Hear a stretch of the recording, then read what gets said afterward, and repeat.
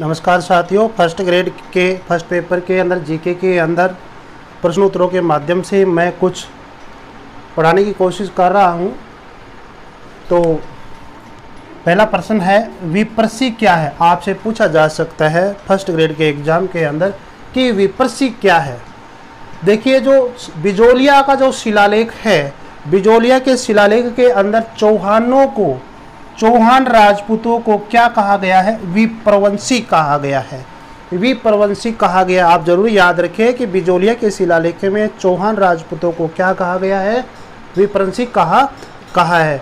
और चौहान जो बिजोलिया शिलालेख है उसकी रचना गुणभद्र ने की थी। आप जरूर याद रखें, गुणभद्र ने।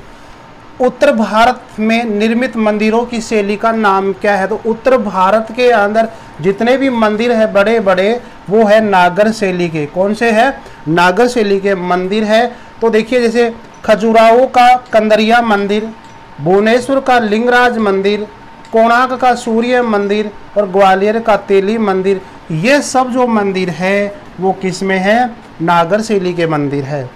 सारी पुत्र प्रकरण की रचना किसने की थी? आपसे पूछा जा सकता है फर्स्ट ग्रेड में कि सारी पुत्र प्रकरण की रचना किसने की थी?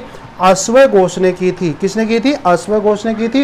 ह्वेन-सांग जब हर्षवर्धन के शासनकाल में आया तो उसने शूद्रों को क्या कहा? हमारे यहाँ पर जो ब्राह्मण क्षत्रिय वैश्य जो शूद्र थे, तो उन शूद्रों को ह्वेन-सांग ने क्या कहा था? कर्षक कहा था। दीपवंश वह महावंश ग्रंथ, इसमें क्या पता लगता है? ये दो ग्रंथ है, दीपवंश और महावंश। इसमें पता लगता है कि मौर्य सम्राट अशोक ने अपने पुत्र व पुत्री को श्रीलंका भेजा था बौद्ध धर्म के प्रचार के लिए। कलिंग के युद्ध के बाद में मौर्य सम्राट अशोक ने उसका हृदय परिवर्तन होता है, तो अलग बात है। लेकिन ये जो पुत्र है महेंद्र और पुत्री है संघमित्रा, इनको उन्होंने कहाँ भेजा था? श्रीलंका भेजा था। क्यों? बौद्ध धर्म का प्रचार प्रसार करने के लिए। तथा उनकी एक पुत्री और थी, उनका नाम था चारुमित्रा, और चारुमित्रा को उन्होंने भेजा था नेपाल में। तो श्रीलंका में और नेपाल में अपने पुत्र पुत्रियों को जो भेजा था बौद्ध धर्म का प्रचार प्रसार करने के लिए, उसका हमें पता लगता है दीपवंश और महावंश ग्रंथों के अंदर। निर्गुण भक्ति के संत कौन कौन से हैं? यह जो मैं प्रश्न बता रहा हूं, यह फर्स्ट ग्रेड के एग्जाम के अंदर कई बार प्रश्न आ चुका है, तो बहुत इंपॉर्टेंट क्वेश्चन है, वेरी इंपॉर्टेंट क्वेश्चन है ये वाला। प्रश्न क्या है कि निर्गुण भक्ति के संत कौन कौन से हैं? सगुण भक्ति के भक्त कौन कौन से हैं? निर्गुण भक्ति के कौन कौन से? आप निर्गुण भक्ति के 5 से 6 याद कर लीजिए, बाद में आपको सगुण भक्ति वाले तो अपने आप ही याद हो जाएंगे। आप लोगों की सुविधा के लिए मैंने एक फार्मूला बनाया है कि जो संत है वो कौन कौन से संत हैं जो निर्गुण भक्ति वाले हैं। तो धनक दादू रे, धनक दादू रे, ये याद रखना आप।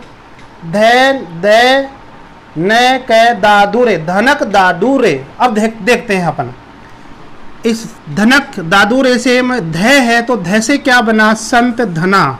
संत धना जो हम राजस्थान में टोंक के निवासी थे, तो संत धना। न का मतलब नानक देव, न का मतलब नानक देव, ठीक है। और कै का मतलब कबीर। तो सबसे बड़े जो निर्गुण भक्ति निर्गुण भक्ति के अंदर जो जन्म लिया है, जो निर्गुण भक्ति वाले थे, वो कबीर थे।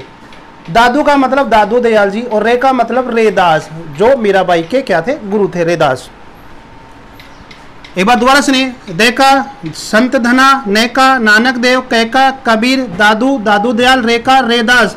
तो ये जो है आपके सामने, ये निर्गुण भक्ति के संत है, निर्गुण भक्ति के संत है। आप इनको जरूर याद रखें। यहाँ से फर्स्ट ग्रेड के एग्जाम में प्रश्न आ चुका है। प्रश्न क्या था? निम्न में से निर्गुण भक्ति का संत कौन सा नहीं है? 3 ऑप्शन में से तो ये आए थे, एक ऑप्शन अलग आया था, आपको अलग करना था। ह्वेन-सांग ने हर्षवर्धन को क्या कहा था? आपको पता है कि ह्वेन-सांग हर्षवर्धन के शासनकाल में आया, या ये भी पूछ सकता है कि हर्षवर्धन के समय कौन आया? ह्वेन-सांग आया। तो आया तो उसके दरबार में भी आया था, उसकी प्रशंसा भी की थी। तो ह्वेन-सांग ने हर्षवर्धन को क्या कहा था? शिलादित्य। क्या कहा था? शिलादित्य कहा था। अल बरूनी भारत कब आया था? अल बरूनी उस समय भारत आता है जब महमूद गजनवी ने सोमनाथ के मंदिर पे आक्रमण किया था, उस समय भारत आता है। और तहकीक ए हिंद जो रचना है वो किसकी है? अल बरूनी की है। मध्यकालीन यात्रियों का राजकुमार किसे कहा जाता है?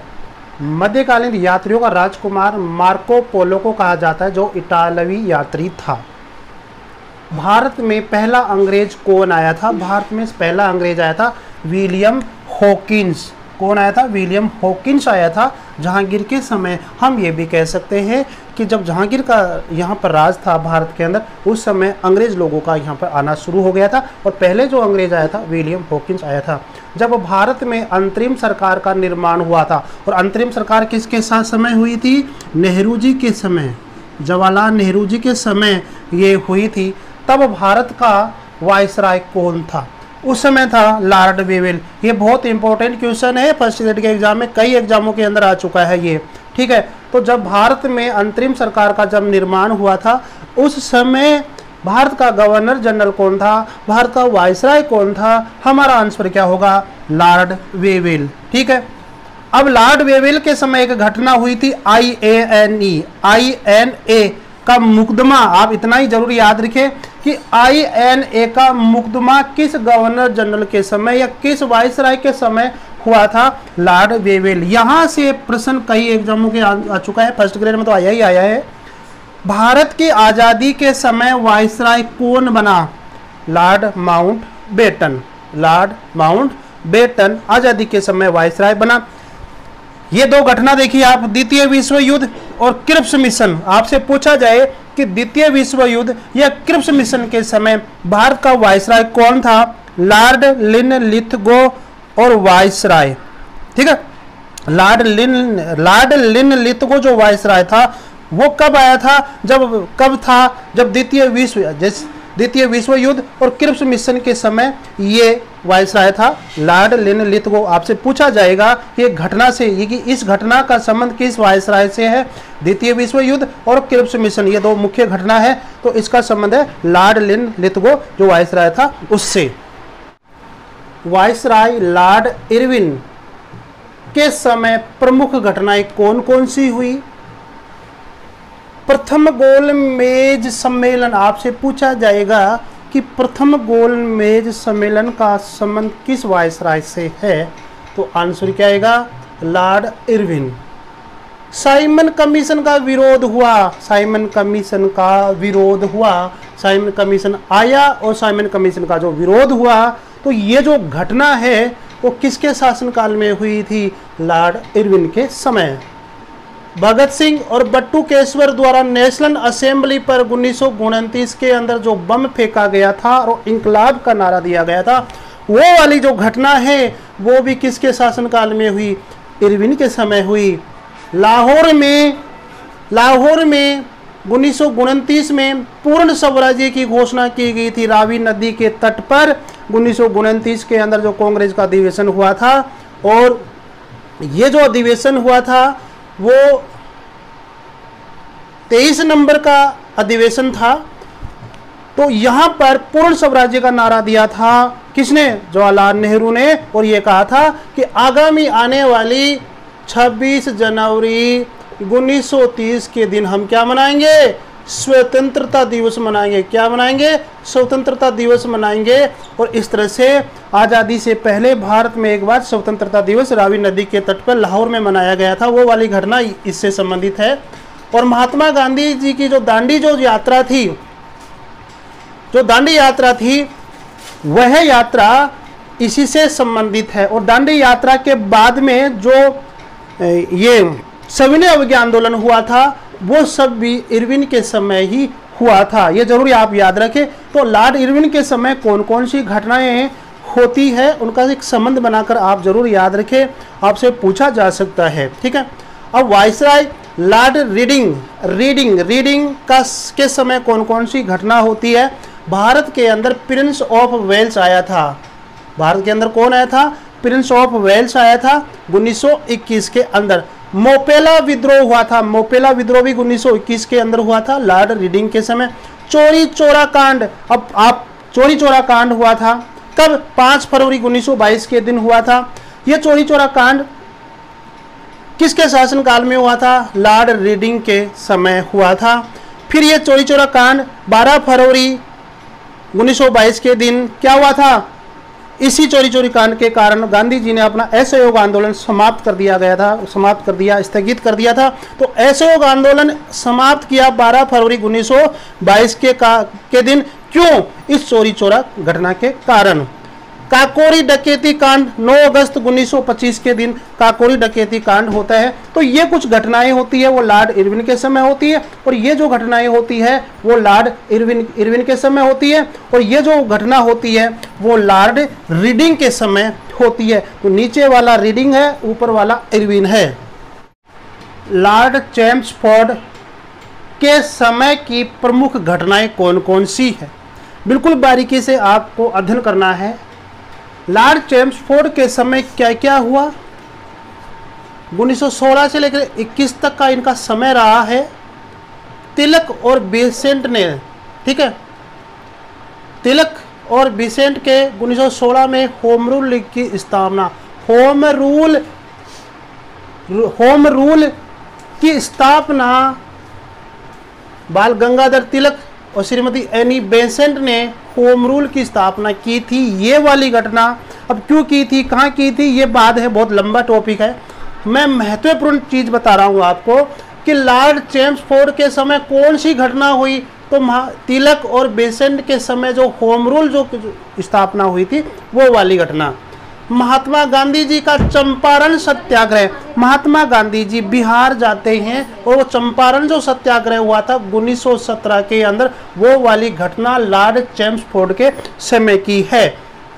ठीक है, यहाँ पे क्या हुआ, कौन किसको क्या कहता वो अलग बात है। रविंद्रनाथ टैगोर ने महात्मा गांधी जी को महात्मा कहा था, ठीक है, और गांधी जी उनको क्या था, गुरुदेव कहा था रविंद्रनाथ टैगोर को, तो ये अलग बातें होते। रोलेट एक्ट 1919 का जो कानून था, इसको महात्मा गांधी जी ने काला कानून कहा था, ठीक है। तो ये काला कानून वाली जो है रोलेट एक्ट है वो भी इनके समय की है। भारतीय ट्रेड यूनियन कांग्रेस का प्रथम अधिवेशन 1920, ये भी यहीं का ही है। अलीगढ़ मुस्लिम विश्वविद्यालय की स्थापना 1920 में हुई, इसी के समय। गांधी जी द्वारा असहयोग आंदोलन की शुरुआत 1 अगस्त 1920 के दिन, यहीं पर ही 1 अगस्त 1920 के दिन क्या है कि गांधी जी द्वारा असहयोग आंदोलन की शुरुआत हुई थी 1 अगस्त 1920 के दिन। शुरुआत चैम्सफोर्ड के समय हुई थी, और जो असहयोग आंदोलन जो स्थगित हुआ था वो हुआ था वायसराय रीडिंग के समय। प्रथम महिला विश्वविद्यालय 1916 में पुणे में स्थापित हुआ था। शिक्षा का जो सेडलर आयोग है 1917 के अंदर, ये वाला। जलियांवाला बाग हत्याकांड 13 अप्रैल 1919 के अंदर हुआ था, ये वाली जो घटना है लॉर्ड चैम्सफोर्ड के समय हुई थी। मॉन्टेस्क्यू चैम्सफोर्ड सुधार अधिनियम, ये वाली जो घटना है ये भी लॉर्ड चैम्सफोर्ड के समय हुई थी। तो ये प्रमुख घटनाएं हैं। इन घटनाओं का थोड़ा सा दिमाग में आप संरचना बना लीजिए, कौन सी घटना किस समय हुई थी, तो ये आप जरूर याद रखें। गवर्नर जनरल लॉर्ड कैनिंग 1856 से 1858 के समय की घटनाएं कौन कौन सी थी?